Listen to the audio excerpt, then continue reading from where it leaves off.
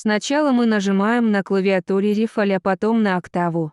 Больше нажимаем фа-ре, а потом соль ми до диез, нажимаем тоже соль ми до диез. Только на октаву выше, потом нажимаем ля бемоль для фа ми ре фа ми дальше. Ля бемоль для фа ми ре ми дальше фа диез. Соль ля бемоль до ля бемоль дальше ля бемоль ля соль. Ре ми дальше мы повторяем первый кусочек. Ля бемоль для фа ми дальше нажимаем.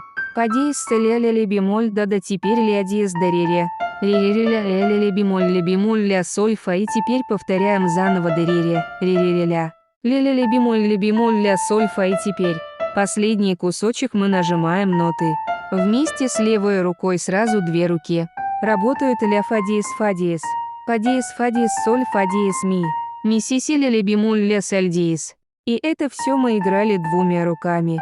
Ну и на этом наше обучение подошло к концу.